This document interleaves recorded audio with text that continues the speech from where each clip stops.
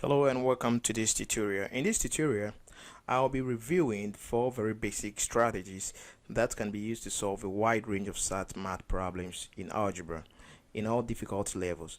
I will demonstrate how to use these strategies as well as an algebraic approach to solve these questions. So I'm going to talk about strategy 1. And in strategy 1, what I'm going to say is that in many math SAT problems, you can get the answer by trying each of the answer choices until you find one that works. Unless you have some intuition as to what the correct answer might be, then you should always start in the middle with choice B or C as your first guess. The reason is pretty simple. Answers are usually given in increasing or decreasing order. So very often if choice B or C fails, you can eliminate one or two of the other choices as well. So we are going to answer this question by using the strategy I'm talking about here. So we have a question on the board that we want to solve, and that is what I'm talking about. So in the question we are told that we are to find what is the solution set of the equation above, and that is the equation that we have here. The equation is x minus 3 equals the root of x plus 3. So we are asked that what is the solution set of the equation above, and what I'm saying is that one strategy to solve these questions, that is these math questions in SAT, is to try the answers from the B or C, because the answers are normally arranged in increasing or decreasing order of magnitude. So I'm going to try the number B and C. So I'm going to guess that the answer is the option B, that is x equals 6. So if x equals 6, then if I put 6 here, I'll have 6 minus 3 equals the root of 6 plus 3. Now 6 minus 3 is 3, and 6 plus 3 is 9. So the root of 9 is 3, and this means that that is correct. Alright, so if B, that is x equals 6, satisfies the equation, then this tells us that the A cannot be correct, because A here, the option A, we don't have 6 here. If 6 satisfies the equation, then that means that any option that can be treated as correct should have 6 as part of the answers. And also D also cannot be correct, because of course there are solutions. The D says that there are no solutions, but we have seen that when we put in 6 we get a solution. So A is incorrect and D2 is incorrect. So we can look at B and C. So you can see that when we use this strategy, we have been able to eliminate A and D. So now let us try the C and C. The C2, we have 1 and 6, and of course we have already tested 6, so we will look at 1, 2 and see if that also works. So we have x minus 3 equals the root of x plus 3, and if x equals 1, we will have 1 minus 3 equals the root of 1 plus 3, and 1 minus 3 is negative 2, and 1 plus 3 is 4. So we're going to have negative 2 equals the root of 4 is 2, and you can see that negative 2 is not equal to 2, so that makes x equals 1 also not true. So this means C2 is incorrect, so that makes the correct answer, or the correct option, B. So that is the first strategy that you can use to solve some of these algebraic questions. All right, and also normally you would want to look at it algebraically, and that is also a good idea if you want to do that.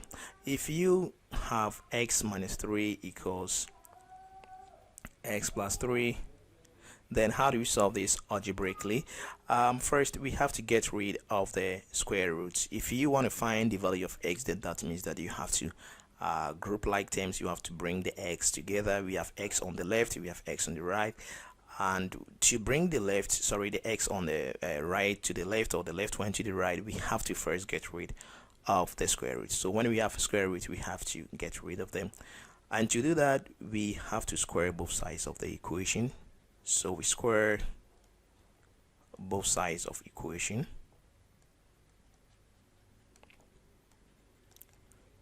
and when we square both sides of equation, we get rid of the square root here. So that is what we're gonna do here, and we have x minus 3 all squared equals the root of x plus 3 all squared.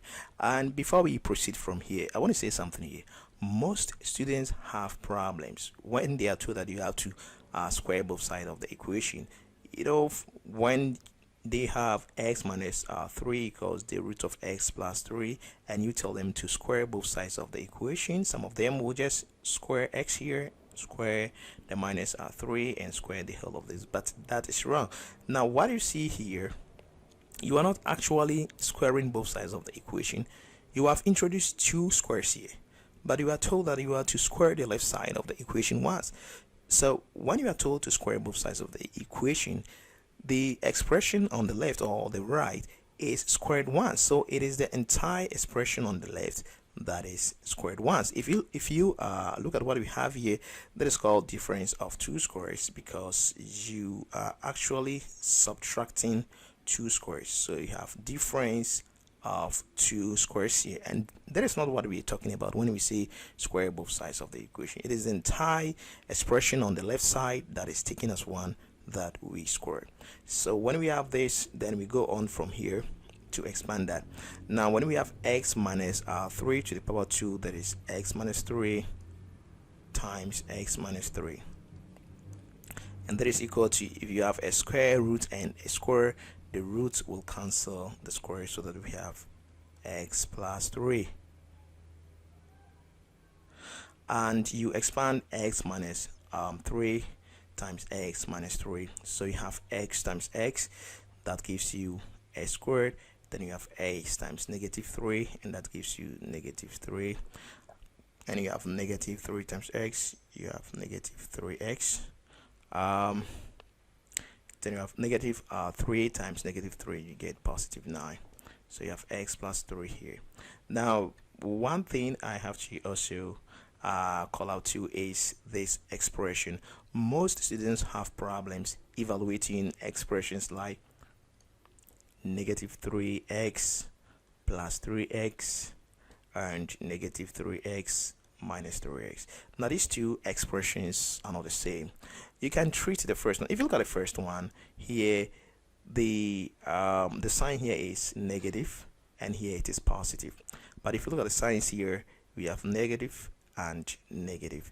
You can treat these in this way. You can treat a negative sign as a debt, right? So if you look at what we have here, it's like we owe 3x because it is negative, and because here is positive, we have 3x. So if you owe 3x and you have 3x, you pay it, and that tends to 0. So here we do say that 3x will cancel 3x. But if you look at it, signs that we have here, they are the same. So we owe 3x here, and also we owe 3x here. One thing that you have to understand is that the sign always affects the term on the right hand side, as you see it here. So this sign affects this term, and the sign that you see here also affects this term. So that is going to be negative 6x. All right, so here we are going to have x squared minus 6x plus 9 is equal to x plus 3. So if you look at the equation right now, we don't have the square root in here. I mean, there is a quadratic equation, so we have to rearrange this, and we have it in their standard quadratic equation formula. So we write our x squared here, we have minus 6x, and we subtract x from each side of the equal sign, so that we get rid of the x on the right hand side. In other words, we can also say that we move the x from the right to the left, and when it crosses the equal sign, there should be a change of sign, that is from positive to negative. So we're gonna have negative x here, so you put 9 also here. And in the same vein, we also subtract 3 from each side of the equal sign, so that we get rid of this 3. Or you can say that when the 3 also move from the right hand side to the left, there will be a change of sign to negative, so that here will be left with 0. So when we go on to simplify this, that is what we're gonna say. We have x squared here, and here too we have negative 6x, and we have negative 1. As I did say, if the signs are the same like this, negative negative, we're going to have negative 7x. And when you subtract 3 from 9, you get 6. So that is the quadratic equation that we will have to solve. Now, when you have to solve a quadratic equation, you can solve it either by the method of factorization. That is, if you can find the factors, you can solve it by method of factorization. That is, if you can find the factors. You can also solve it by the method of completing the squares. You can also complete the squares and have it. You can even use the quadratic formula and you still be good to go. Alright, I'm going to try the method of factorization. I can see that we can find the factors of this quadratic equation, so I'm going to find the factors and I'll solve it from there. Okay, the first thing you have to do when solving a quadratic equation is to compare the general quadratic equation. To compare the question to the general quadratic equation. Now, the general quadratic equation is ax squared plus bx plus c equal to 0. Now, there is a standard quadratic equation, function ax squared plus bx plus c equals 0, where the a, the b, and the c are constants, that is, they are numbers, and a, that is the coefficient of x squared, is not equal to 0. Of course, if a is 0, it ceases to be a quadratic equation, because a quadratic equation is an equation whose degree is 2. That is, the highest power in the equation is 2. So if I compare this to this, here we have x squared, and the coefficient of the x squared is a here, and here too we have x squared, and the coefficient is 1 here. So you can see that by comparison, x squared a1, x squared a1, by comparison a equals 1.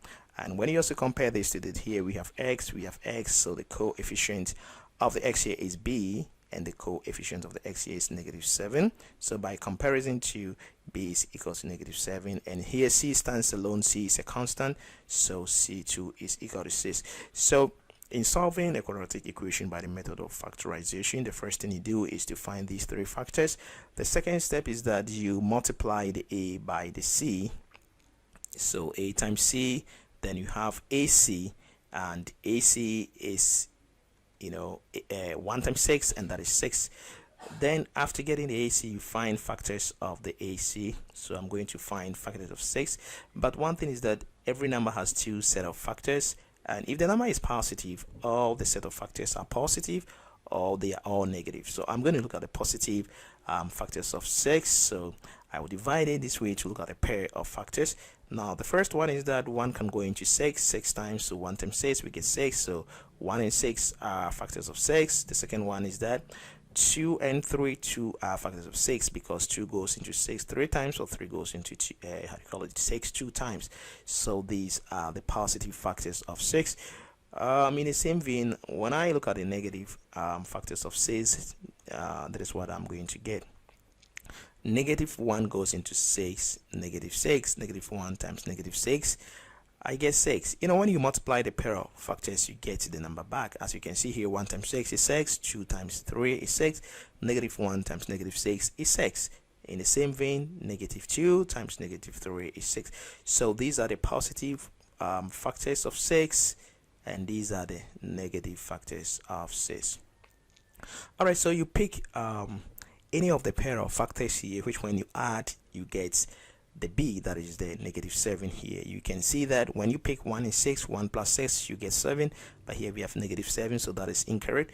When you pick 2 and 3, 2 plus 3 is 5, here we have -7, so that is incorrect. If you pick -2 and -5, -2 plus -5 is -5, if you pick -2 and -3, -2 plus -3 is -5, but here we have -7, so that is incorrect. But when you pick -1 and -6 and you add, you get -7. So these are the pair of factors which, when we substitute into the b, we get exactly what is there. So -1 plus -6 gives the -7, and when we have that, we rewrite the question, that is x squared, and in place of the -7s, we now write the sum of the a pair of factors, that is -1x. So we have -1x and -6x. So these two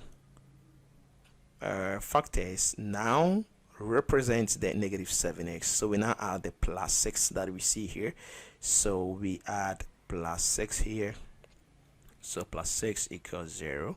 And the next thing you do is that you introduce brackets on the first two terms here. So we have x squared minus x. Then you introduce bracket on the next two terms here. So we have 6x minus 6 here. Now there's something that you have to watch. It's very important here. You can see that the sign here has changed from positive to negative. I used to have positive here, but when I got here, it changed to negative. It is very simple. Now when we have negative separating the first two terms and that of the last two terms, when you introduce brackets, the sign here will change, such that when you want to expand the bracket or distribute it here, you can have the expression, the original expression back. Let us see. Here we have negative 1, so negative 1 times 6s, you get negative 6s. Then we have negative 1 times negative 6, you get positive 6. So if you don't change the sign, then of course the sign here will change to negative if you expand. That is, if you maintain the plus here and you expand negative 1 times positive 6, you are going to have negative 6 here. And when you do that, it means you have changed the question, because you can see that in the question, when we evaluated to this point, we saw that 6 was positive, so you cannot change the sign here. Now a trick, to get this very right is that always you have to copy the sign on the left. That is, the sign on the right will copy the sign on the left. So if you're not sure about that, when you introduce the bracket, the sign on the right should always be the same as the sign on the left. So if you're not sure about it, you can just copy the sign on the left to that of the right. So now we can factorize out the common terms, x squared and negative x. We can bring x out, so we have x minus 1 here, and then we can bring 6 out here, and we will be left with x minus 1. So we group like terms, we group the factors. So we have x minus 6, then we have x minus 1 here equals 0.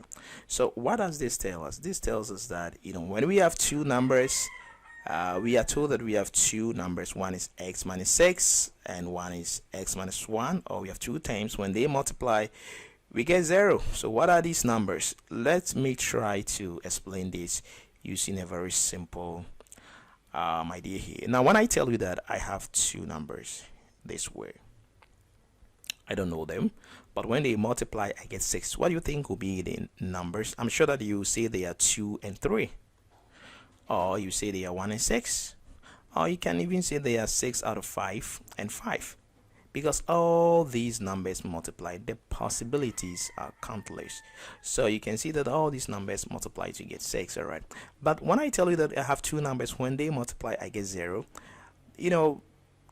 for two numbers to multiply to get 0, then one of the numbers has to be 0. So for this to give 0, then it means that either the first one is 0 or the second one is 0. So we say it is either the x minus 6 is 0 or the x minus 1 is 0. So for x minus 6 equals 0, s is equal to 6, and for x minus 1 equals 0, s is equal to 1. So we had 6 and 1, and you should be very careful here. You shouldn't rush and choose the C, because we have 1 and 6 here. The reason is very simple. Now in algebra, whenever we introduce square root and squares in algebra, we inadvertently introduce what we call extraneous solutions in the function. Extraneous solutions, that is solutions that do not satisfy the algebraic expression or equation. Let me try to explain this using a very simple equation here. Now if I give you x equals 2, I tell you that s is equal to 2. What is the value of x? The value of x is 2, right? Good. Now if I ask you to square both sides of the equation, look here, we are introducing squares in here. So you square the left side, you have this, and you square the right side, 2 squared, then you have 4. Then I ask you again to find the value of x, this time for me. So what are you going to do? You are going to take square root, isn't it? Of course, yours. So you take square roots, and when you take square roots of the side, you get plus or minus or negative. So x is equal to positive 2 or negative 2. Of course, the values of x that will satisfy this equation are 2 and negative 2, because when we put 2 here, 2 squared is 4, and when we put negative 2 here, negative 2 squared 2 is 4. But do these solutions satisfy the original equation? The original equation says that x is just 2, and after squaring and taking square roots, I had negative 2 introduced into it. So negative 2, as far as the original equation is concerned, is an extraneous solution. It is, it doesn't satisfy the original equation. So I cannot pick negative 2 as a solution for the original equation. So what you have to do anytime that you have squares and square roots is that after getting the answer like the one that we did, you have to test the answers in the original equation. Now you can see that when we first tested 6, we had 6 satisfying the original equation. So 6 really satisfies it. But when we put in 1, we saw that it did not satisfy. So that means that the answer, even having been solved algebraically, the answer is still the option B, but not C. All right, so we look at the example 2. The example 2 says that what is the greatest integer x that satisfies the inequality 2 plus x out of 5 is less than 7. Now I have said that anytime that you're solving these questions, in SAT or under the SAT math, you should start from the B or C. But these are one of the exceptions that you shouldn't start from B or C. If you have a situation that says that if the word least or the word greatest appears in the problem, then you are to start with the smallest number or the greatest as your first guess.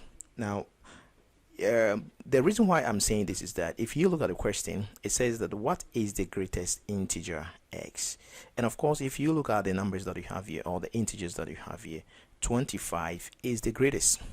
So instead of starting from B or C, if you have this instruction, there is one of the exceptions that you don't have to start from B or C, because it says that what is the greatest integer x. I am going to start from the greatest integer, which is 25. So we have 2 plus x out of 5 is less than 7, and I'm going to guess the answer. I will assume that the answer is 25. So if I put 25 here, that is what I'm gonna get. And I know that 5 can go into 25 5 times, so I have this. 2 plus 5 is 7. 7 less than 7. All right, 7 is not less than 7. 7 is not less than 7. 7 is equal to 7. So what is the greatest integer that satisfies it? Now 25 is the greatest integer here, but it does not satisfy it. So what is the next number just behind 25? And that is the number 24. So my guess is the correct answer is C. All right, the correct answer is C, and we can check this algebraically to find out if we are correct. If you want to solve this, then you have to find what we call the least common multiple, and here we have 5, and you can multiply through by 5 here. Or first, we can do this. Let's look at it. I can decide to subtract 2 from each side of the inequality, so that I will have x out of 5. I will subtract 2 from here and subtract 2 from there, and I'll have 7 minus 2, and that is 5. And then from here I will do cross multiplication, and I will have 5 times x out of 5, then 5 times 5, and I will have x to be less than 25. So the value of x should be less than 25. And if you look at the numbers that we have here, all of these from A to B, they are all less than 25, but the greatest of all is 24. So you can see that the correct answer is C. So this is the strategy. This is the second strategy. That is when you are told that the integer is the least, then you have to start from the least answer. When you are told that it is the greatest, then you start from the greatest answer, then you can work for the correct answer from there. Sometimes the answer choices themselves cannot be substituted in for the unknown or unknowns in the problem, but that doesn't mean that you cannot guess your own answers. Try to make as reasonable a guess as possible, but do not overthink it. Keep trying until you zero in on the correct value. So I want us to try the following question using this strategy, so that we can be able to beautifully understand what we're talking about here. So if you look at the question that we have here, it says that Donna has pennies, nickels, and dimes in a pocket.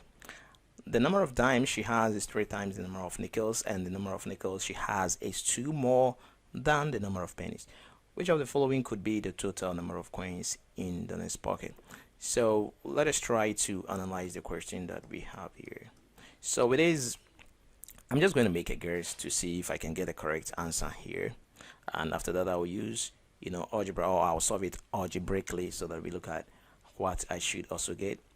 So a very fast way to approach it, such a question, is that let us list what we are talking about here. We're talking about pennies and nickels and dimes. So we are told that the number of dimes she has is 3 times. So let me see which one is the least. Normally you work from the bottom up. The number of dimes she has is 3 times the number of nickels.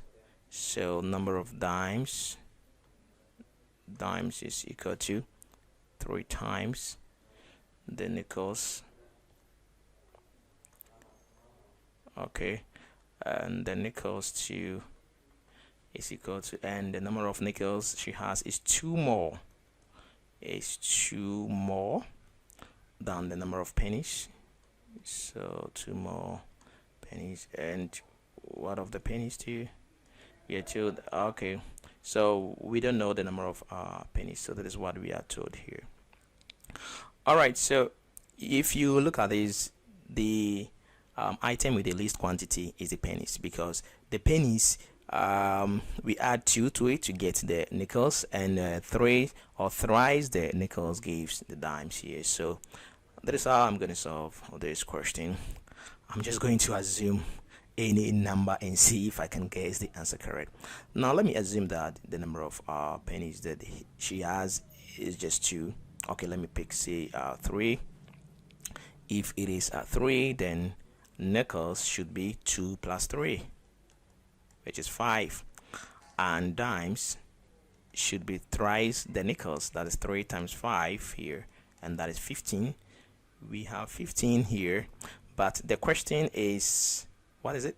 Which of the following could be the total? The question is talking about the total, so that means I should have 3 plus 5 plus 15. 15 plus 5 plus 3, and that is 23, and I don't have 23 here. So let me either increase or decrease, but 23 is more than the number that I have here. So instead of increasing from 3, I'm rather going to decrease it, because 23 is larger than even the largest number here, that is 18. So I'm going to this time around take 2. So the pennies is going to be 2, and nickels is going to be, of course, I'm told that is 2 plus the p, so that's going to be 2 plus 2, so that should be 4. And the dimes is thrice the nickels, and that is the number of nickels, so 3 times 4, and that is 12. And I'm asked to find the total, so here's 2, here's 4, and here's 12. So 12 plus 4, that should be 16 plus 2, that should give me 18. So I can see 18 here, and that should be the correct answer here. All right, let us also see if we can solve this algebraically. Now if you have a problem like this, as I did say, you start from the bottom up. So we are told that we don't know the number of pennies, so we say that let x be equal to number of the pennies. And we are told, so this implies that if it is x, then this implies that we are told that the number of nickels is 2 plus the pennies. So this implies that number of nickels is going to be 2 plus the x. And we also told that the dimes is thrice the nickels, so this also implies that number of dimes is going to be thrice 2 plus x. Now I want us to pay attention here. Most students have problems here.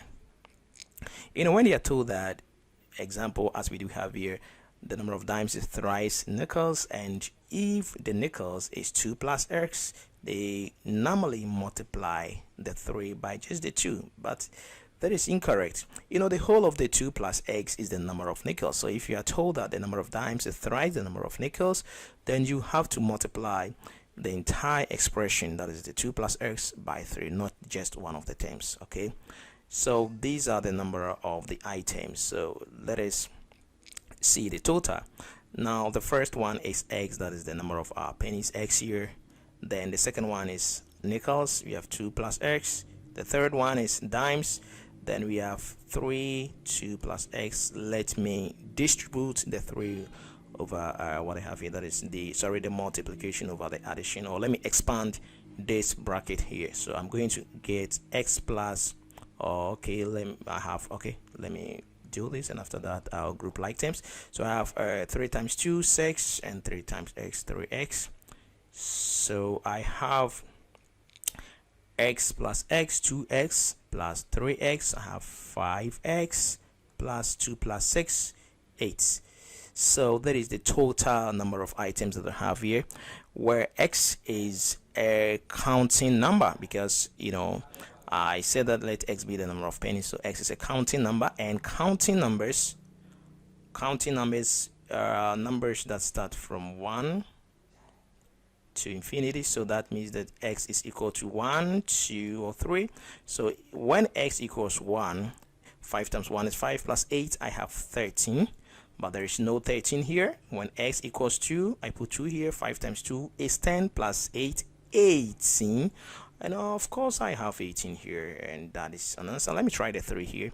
If x is 3, 5 times 3 is 15, and 15 plus 8 is 23. I don't have 23 here, so the correct answer is the option D. So there is also another strategy that you can use to solve questions like this. You can just take a guess. If you are talking about not comparing one item to the other, you can make a guess and you can be able to solve the question or find the correct answer from there. All right, so we look at the next strategy, and in some questions too, what you have to do is that you just have to pick a number and try it and see if it satisfies the equation, and from there you can have a good guess of the answer. So a problem may become much easier to understand and to solve by substituting a specific number in for a variable. Just make sure that you choose a number that satisfies the given conditions. So I just want to give you some guidelines on how to do that. I mean, guidelines on how to pick the numbers. Now, 1, you have to pick a number that is simple but not too simple. In general, you might want to avoid picking 0 or 1, but 2 is usually a good choice. And then guideline number 2 is that you try to avoid picking numbers that appear in the problem. Guideline number 3, when picking 2 or more numbers, try to make them all different. Okay.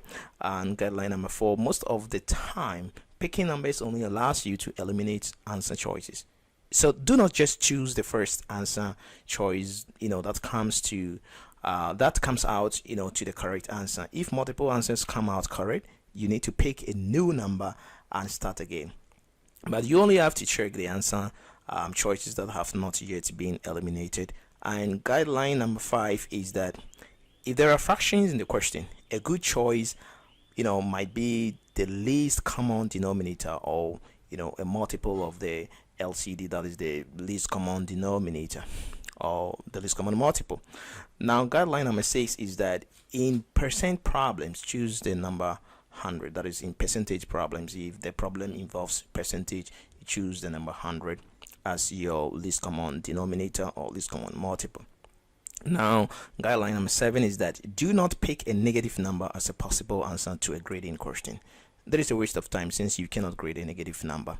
And the guideline number 8 is that if your first attempt does not eliminate 3 of the 4 choices, try to choose a number that is of a different type. Now, the last guideline I give to you is that if you are picking pairs of numbers, try different combinations. Now, you have to remember that these are just guidelines, and there may be rare occasions where you might break these rules. For example, sometimes it is so quick and easy to plug in 0 and or 1 that you might do this even though only of the answer choices get eliminated. All right, so let us get on and see an example of this strategy that I'm talking about here.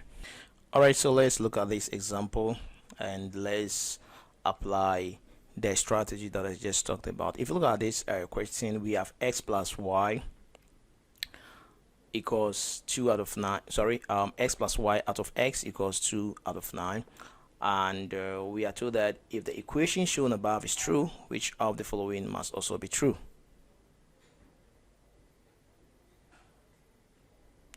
So which of the following must be true if the equation shown here is true? X plus y out of x equals 2 out of 9. Now, if that is true, then which of the following options is true?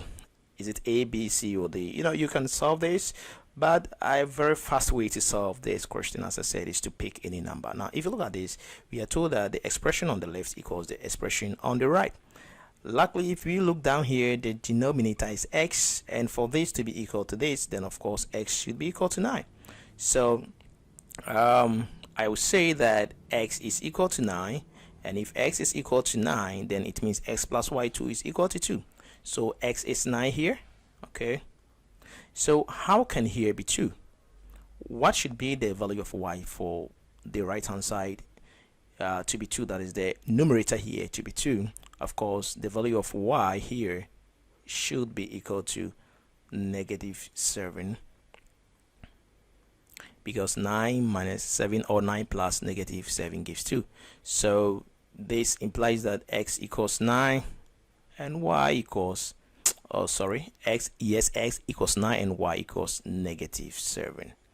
Okay, so let us try these in the options. A, we are told that x out of y equals 9 out of 11. This cannot be correct, because if here my x is 9, so if I put 9 here, 9 is of course equal to 9, but y is -7. So -9 out of 7 is not equal to 9 out of 11. So the A is incorrect. And of course, I can be trying these things from the B and C, applying this strategy as I told you about. So I will be trying it from B and C and see if these are correct. Okay, so let me try the B and C. The B, I have x out of y equals -9 out of 7. My x is 9 and my y is -7, and -9 out of 7 is the same as 9 out of -7 or -9 out of 7. So that makes the B correct. The C, of course, is incorrect. Yes, because if x is 9 and y is -7, this will be 16, because we have x minus -y, and that gives 16. That is incorrect. And of course here too is incorrect, because x is 9, but here y, I see 7 here, so that makes B correct. So if you look at this approach that we took, we just looked at the equation, then we picked some numbers that satisfy this equation, then we plug them into the options starting from the B or the C. As I did say, that is the first strategy that I gave to you, and from there we were able to deduce the correct answer. But we can also solve this algebraically. Let's see how we can do that. Now, there are two ways to look at this. If we have x plus y out of x equals 2 out of 9, if we want to find x out of 7, if you look at the options, we are making x out of 7 the subject here, or x minus y out of 7 here. So if you look at A and B, that's what we have, and C and D, these are the options that we have here.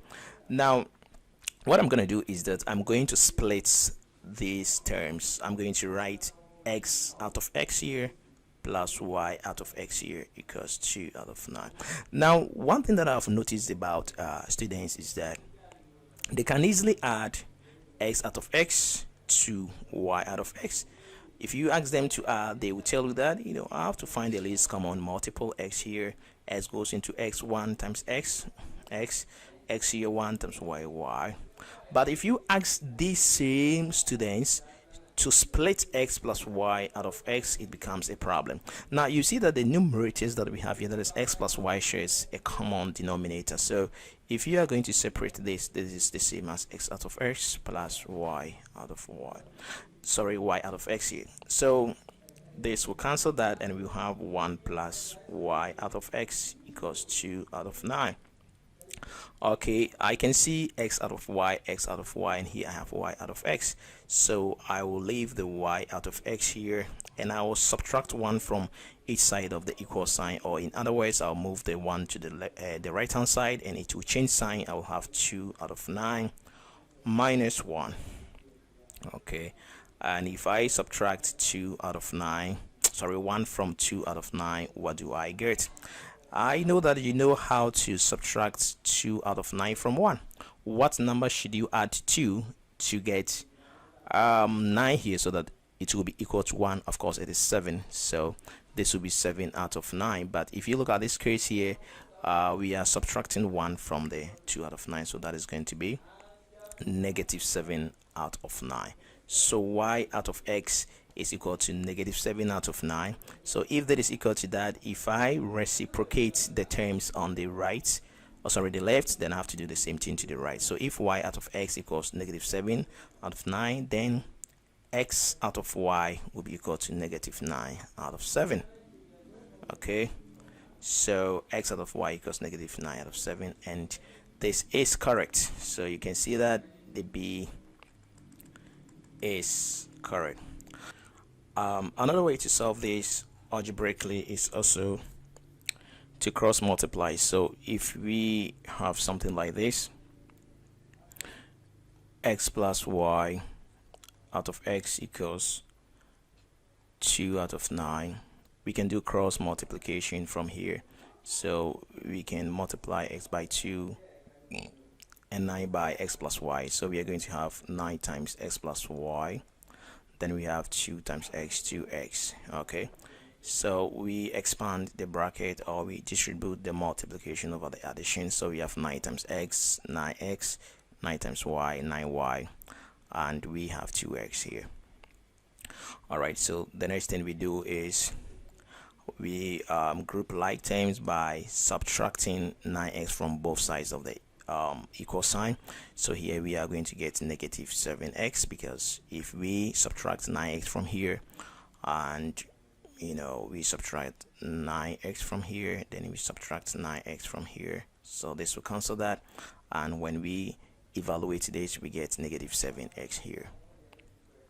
All right, so if we want to find something like x out of 7 from here, then what we have to do is that we have to divide.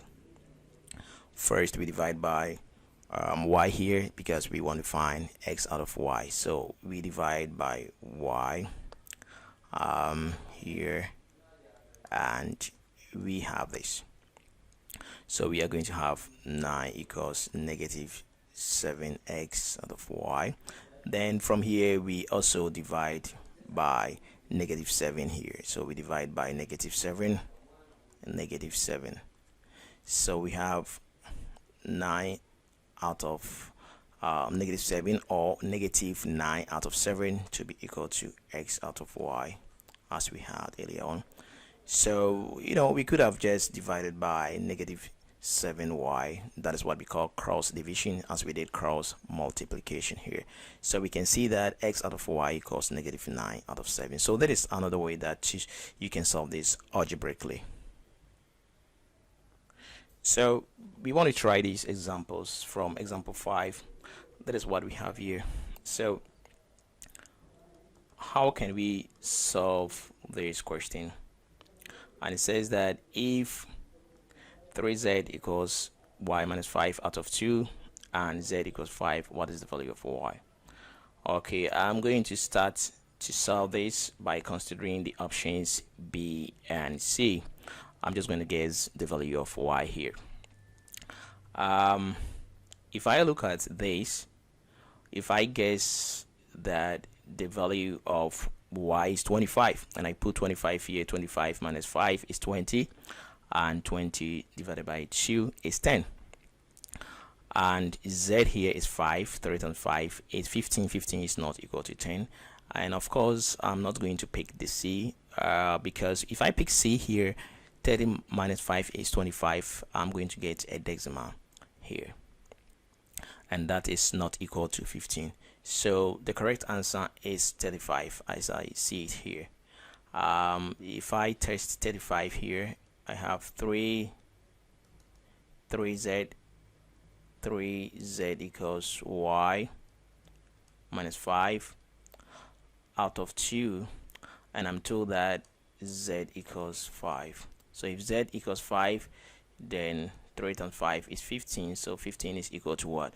If the value of y is equal to 35 as I have it here, I'll have 35 minus 5 out of 2, so 15 will be equal to, if I subtract 5 from 35, I have 30. You divide 30 by 2, you get 15, and 15 is equal to 15. So the correct answer is the D. And of course you can solve this algebraically by substituting the value of z and finding y. That is pretty simple too. Okay, so we are told that z is 5. If z is 5, you plug in 5 here. You have 3 times 5, y minus 5 gets 2. 3 times 5 is 15, so you have y minus 5 out of 2. So you cross multiply, you have 2 times 15, and that is 30 equals y minus 5. So to make y the subject, you add 5 to both sides of the equal sign, and then you have 35 equals y. So the value of y is 35.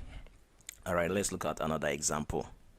All right, this example says that if x is greater than 0, or if x is positive, and x raised to the power 4 or to the exponent 4 minus 16 equals 0, then what is the value of x? So that is the question we're solving here, and we have x raised to the power 4 minus 16 is equal to 0, and we can solve this by adding 16 to both sides of the equal sign, and when we do that, we will have 16 here.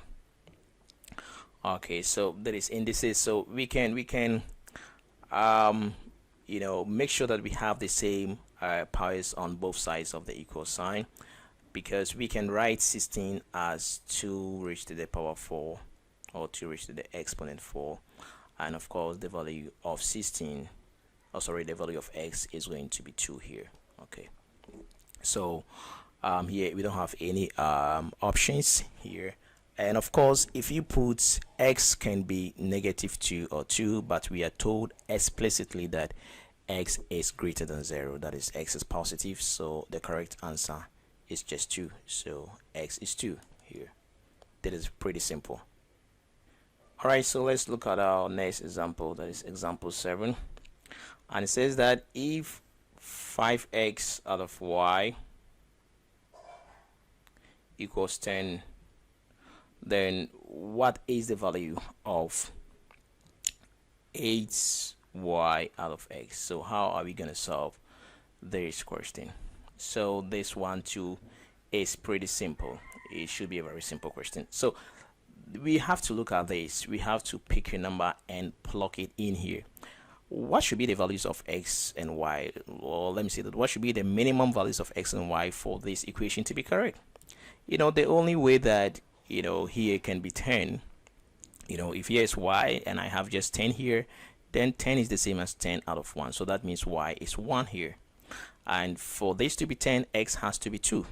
Okay, so I have y to be 1, x has to be 2, so when I plug this into that, y is 1, so 8 times 1, and x is 2. 8 times 1 is 8, 8 out of 2 is 4, so the correct answer is A, 4. But you can also solve this algebraically. If you want to do that, you are given 5x out of y equals 10.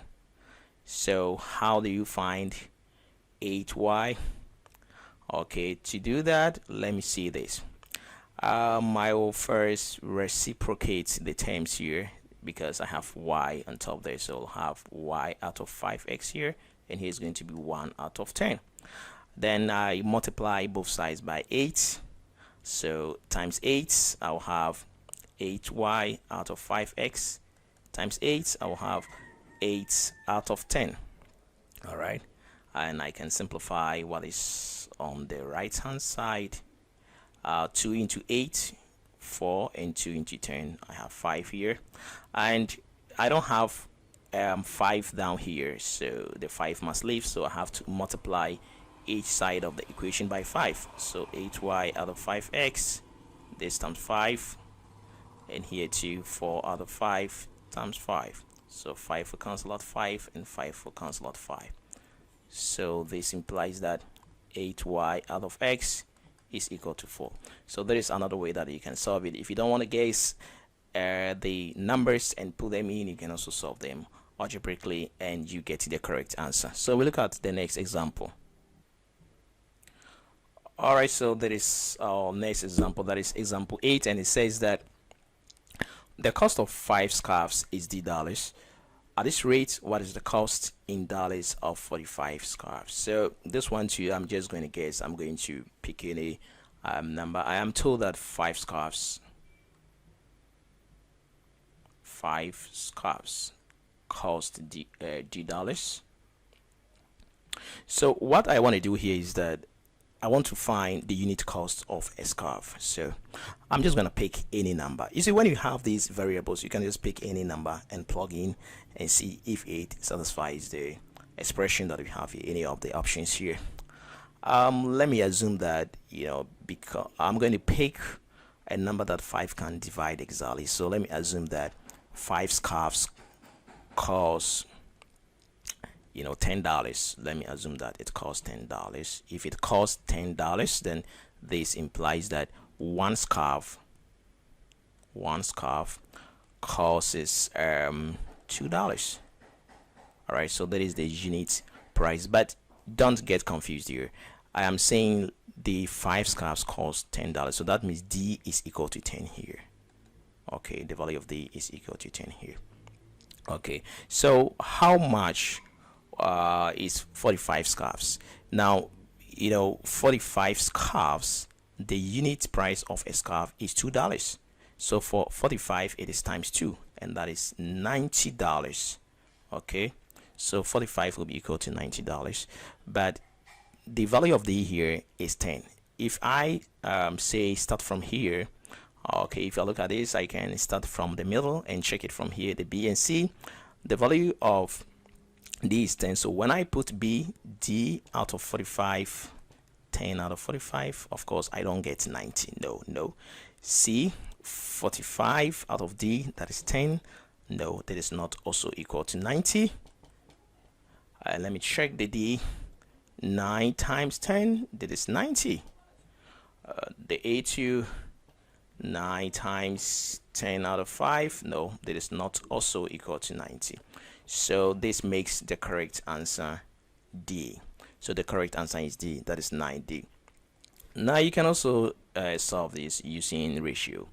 You are told that 5 scarves cost $D, and you are asked to find the price or the cost price of 45 scarves. So if 5 scarves cost $D, then how much will 45 scarves cost?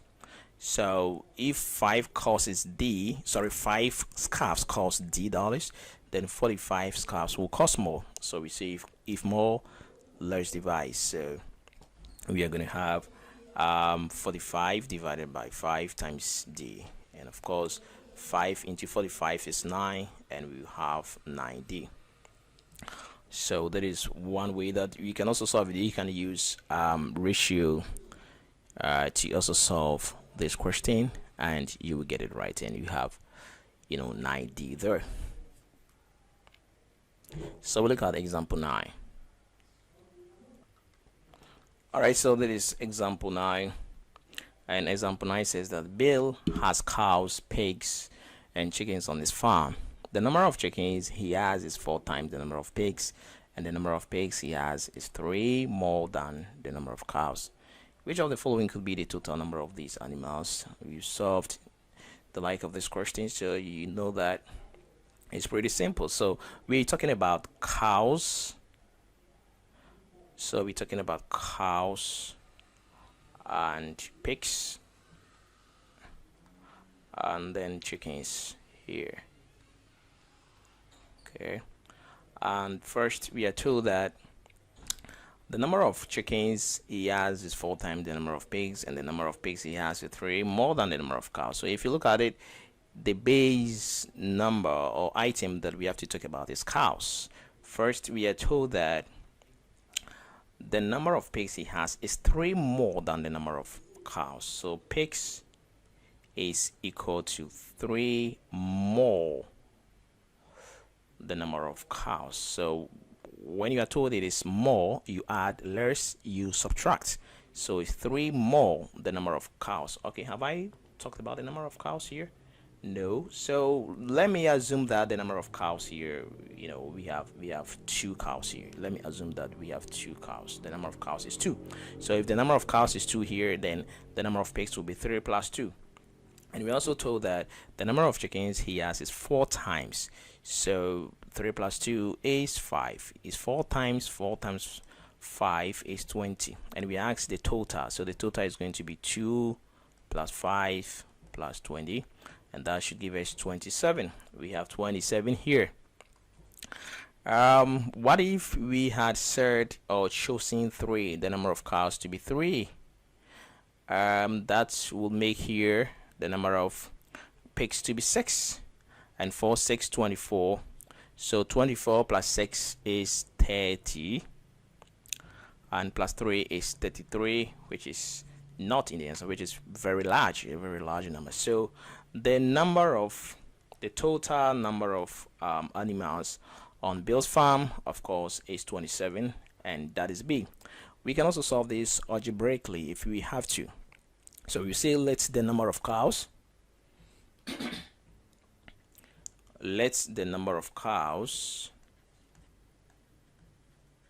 be equal to x. So if the number of cows equals x, then the number of pigs will be equal to 3 plus x.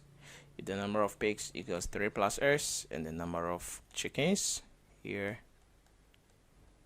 is going to be, it's 4 times. So 4 times 3 plus x. So what is the total? The total is x plus 3 plus x plus 4 times 3 plus x. And when we expand this, we have 4 3 12, 4 times x 4x. We have x 2x 4x. We have 6x. 3 plus 12, we have 15. So that is the total number of animals on Bill's farm, where x is a counting number, that is, it starts from, or a natural number, starts from 1 2 3. So when x equals 1, if we put 1 here, we have 6 times 1 plus 15, and that should give us 21. And if the value of x is 2, if we put 2 here, 6 to 12, 12 plus 15, and that should give us 27. And of course, we don't have 21 here, but we have 27. So that makes 27 the correct answer. Okay. We look at the next example, example 10. All right, example 10. We have this, and it says that for all real numbers x and y, the absolute value of x minus y is equivalent to which of the following? So we have as plus y, b, the root of x minus y, c, x minus y all squared, and d, the root of x minus y all squared. So how do you solve this question? Talking about absolute values, then we're looking at if you get negative number, that is if the expression x minus y evaluates to a negative number, then because of the absolute value we take the positive number. Example, the absolute value of -3 is 3, the absolute value of -10 is 10, and so forth. So what I'm going to do is that I'm just going to pick any number. I'm going to guess any number. I'm going to pick any two numbers which when I put here I'll get a negative number, and the least I'm going to pick here x to be 1, and I'll pick y to be 3. I didn't pick 2 so that I'll get -1 back, but -2 is okay. So if I put 1 minus 3 here, of course I will get -2, and the absolute value of -2 is 2. So I've picked these two arbitrary numbers, and I want to try them in the expressions. Which of them satisfies this? Because we are told that if for all real numbers x and y, the absolute value of x minus y is equivalent to one of these. So which of them is it equivalent to? Is it the A, B, C, or D? Now when I pick the A, all right, let me start from B or C. 1 and 3, if I put 1, 3 here, the root of 1 minus 3 is the root of -2, which is undefined. We can find the root of a negative number here that will give complex numbers. So let's try C and C. If we also try C, 1 minus 3 all squared, that is -2 squared, it gives 4. And this is not equal to -2, because if we put 1 and 3 here, we get 2. Sorry, the absolute value is 2. It is not 4. So the C2 is incorrect. So let us try. Of course, the A is incorrect because x is 1 and y is 3. So 1 plus 3 is 4. It is not equal to 2. D. So of course the correct answer should be D, because A is incorrect, B is incorrect, C is incorrect. So the correct answer has to be D. So D, we have x minus y all squared, and if we put in y, x is 1 and y 3, and we subtract 3 from 1, we get -2 squared, and that is the root of 4, and that gives 2, which is the same as 1 minus the 3. We get the absolute value of the -2 to be 2. All right, there is another way that we can solve this. We can use the definition of absolute value. Now, when we say absolute value, what do we mean? Now, when we take the number x and we say, we are finding the absolute value of x, or what is the absolute value of x? When you pick any value of x which is negative, for example, as I did say, the absolute value of -3, we get 3. Absolute value of -5, we get 5.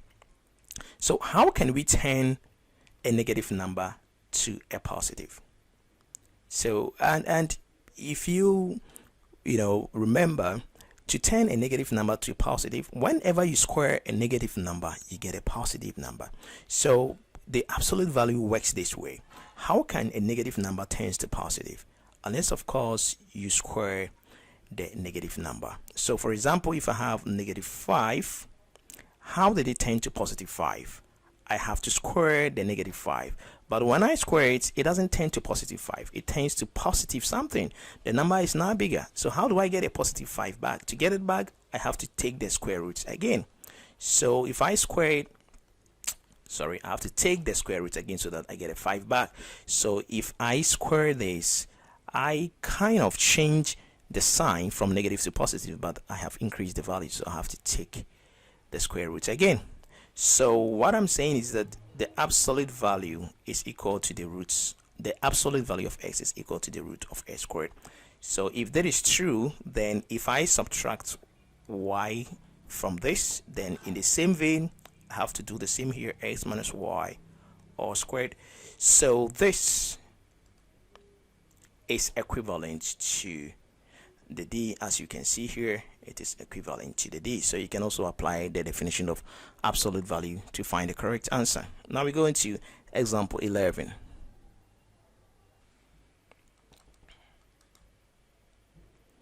All right, so in example 11, we are told that if k is not equal to plus or -1, Which of the following is equivalent to this?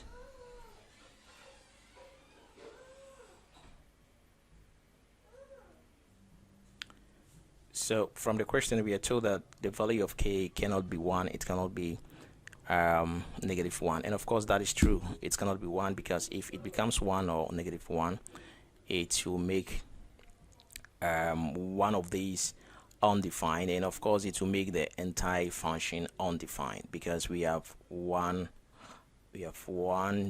divided by 1 out of k plus 1 plus 1 out of k minus 1. So if the value of, say, if the value of k is 1, it will make this on the whole of this expression undefined, and that will of course make the entire expression undefined because you can divide by 0 here. And of course if k is -1, it will also make this undefined, an entire expression undefined. So 1 out of 1 plus k plus, sorry, 1 out of 1 out of k plus 1 plus 1 out of k minus 1 evaluates or is equivalent to which of these options. So with this one, you are just going to pick any number for k, which when you put there, of course it will be defined, and of course we are told, and we know that the only numbers of k that will make the expression undefined are -1 and 1. So from 1 upwards we can take any number. The least number which we can use here is the number 2. We can use any number, but I don't want to use a very huge number so that I'll suffer. I'm going to use the number 2 here. So what I will do is that I will plug 2 into the expression and see what I will get. And so let me guess that the value of k is 2. So if I put 2 in here, I'm going to have 1 divided by 2 here. That will be 1 out of 3, plus if I put 2 here, that will be 1 out of 1. So I'm going to get 1 out of 3 plus 1. So I have to add this 1 out of 3 plus 1 here. Then I'll look at this here. So 1 out of 3 plus 1. Let me find the LCM here. 3 here, 1 here, 3 times 3. So I have 4 out of 3. And from here I have 1 out of 4 out of 3. And of course if you divide this, if you divide 1 by 4 out of 3, it will reciprocate 4 out of 3, and I will have 3 out of 4. So this will be the final expression here. So which of these evaluates to 3 out of 4? And let me start from the B and check here. If I put 2 here, of course if I put 2 here, 2 here is 2 squared is 4, 4 minus 1 is 3. So B is incorrect, and of course the A2 is incorrect because it's not a fraction, because 2 times 2 is 4, so the A2 is incorrect. I think the answer has to be C or D. If I put k equals 2 here, 2 squared is 4 minus 1. Of course I'm getting 3 here, and 2 times 2 I get 4 here. So 4 minus 1 is 3. 3 out of 4 is the correct answer. So C should be my correct answer. Now I can solve this algebraically if I have to do this, and that is how I'm gonna do it. I have 1 divided by 1 out of k plus 1 plus 1 out of k minus 1.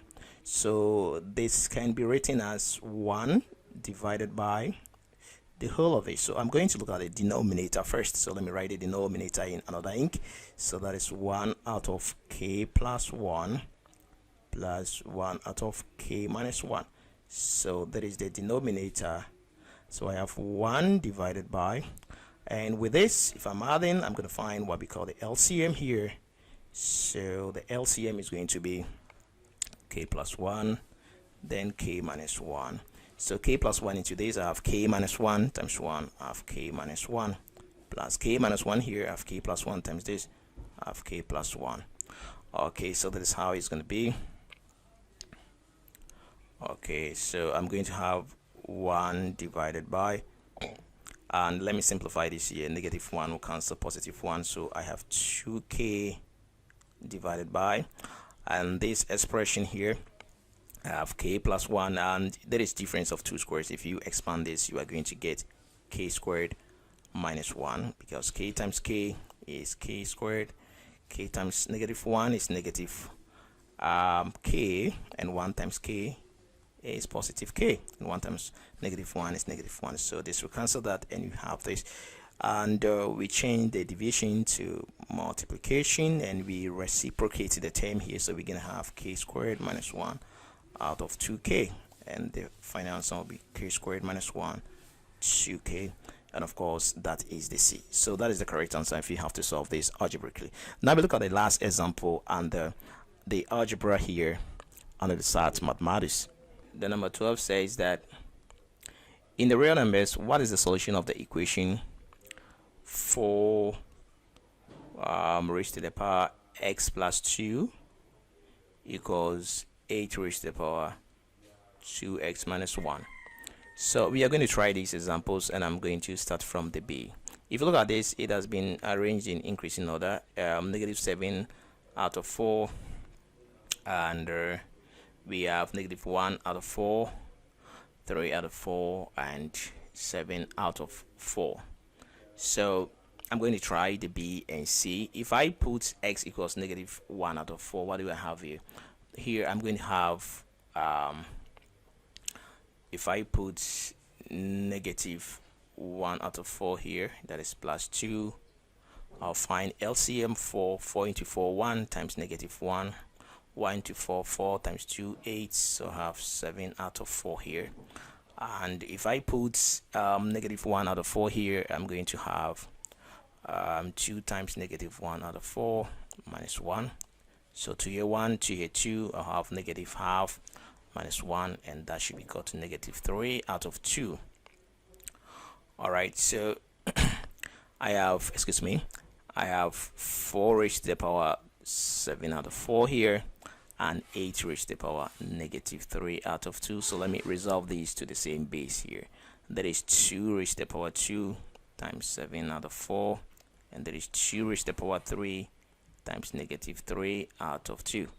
2 cancels this, and here 2 I have, so this will be 2 raised to the power 7 out of 2, and this will be 2 raised to the power negative 9 out of 2.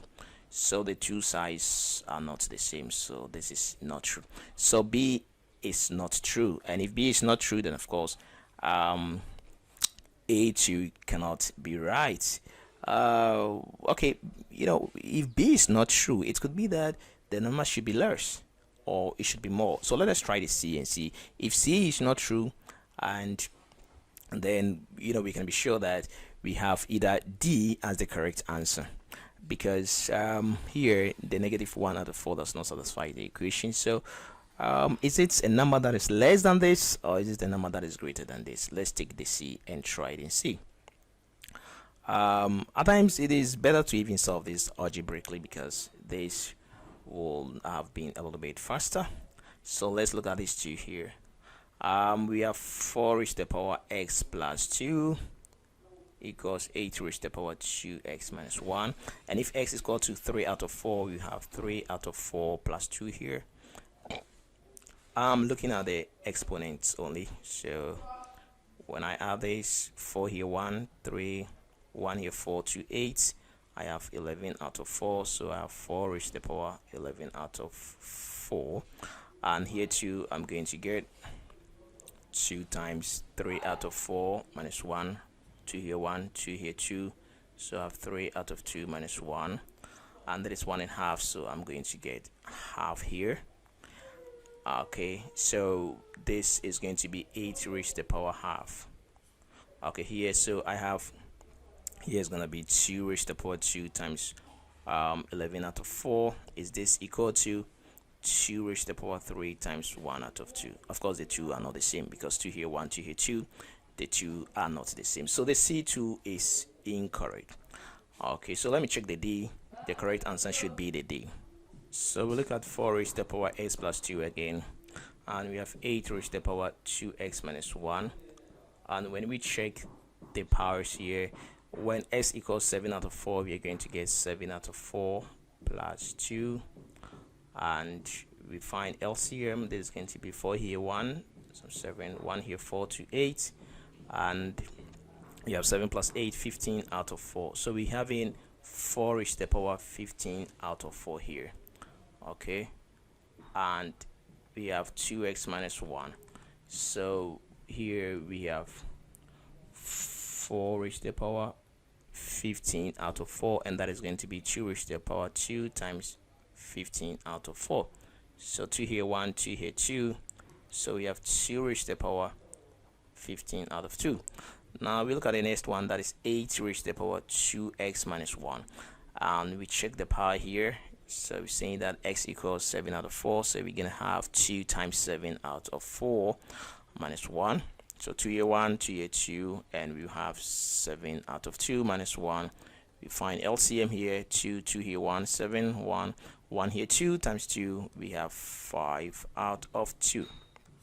So here we are going to have 8 whole number 5 out of 2, and that is going to be 2 raised to the power 3 times 5 out of 2. That is 2 raised to the 2 raised to the power 3, 5, 15. So 15 out of 2. So you can see that 2 raised to the power 15 out of 2 is the same as 2 raised to the power 15 out of 2. So that makes the option D the correct answer. But we can also solve this algebraically, and we will look at that one also.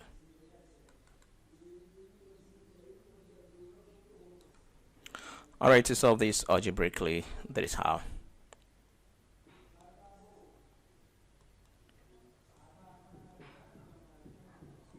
We are told that the two sides are equal because of this sign, and for us to to be able to compare the two sides, they should at least have the same exponent or the same base numbers. But we know that we can express 4 and 8 to a common base, that is 2. 4 is the same as 2 raised to the power 2. So 2 raised to the power 2 all raised to the power x plus 2, and we have 8 is 2 raised to the power 3, 2 raised to the power 3 all raised to the power 2x minus 1. So it is all raised to the power of this, and let's write this as that. So 2 raised to the power, and the powers multiply, and then we have 2 raised to the power 3 times 2x minus 1. So because the base numbers are the same, the exponents too are the same, or should be the same. So this implies we can write 2 times x plus 2 equals 3 times 2x minus 1. So when we expand this, we have 2x plus 2, and 3 times 2x, we have 6x minus 3. Let us group like terms. So we have 2x here, so let's write 2x here. Let's subtract 6x from both sides of the equal sign, so that we have negative 6x here, and we have negative 3 here. Let's subtract 4 from both sides of the equal sign, so that we have negative 4 here. So when we subtract this from that, we have negative 4x, and when here we have negative 3, negative 4, so that turns to negative 7. And to find x, we need to divide both sides by negative 4. So the negative will cancel the negative, and the value of x is 7 out of 4. So of course that is the option D. So these are the ways that you can solve algebra or algebraic questions under the SAT mathematics. So I will also be looking at other topics like geometry and calculus in my next videos. Thank you very much.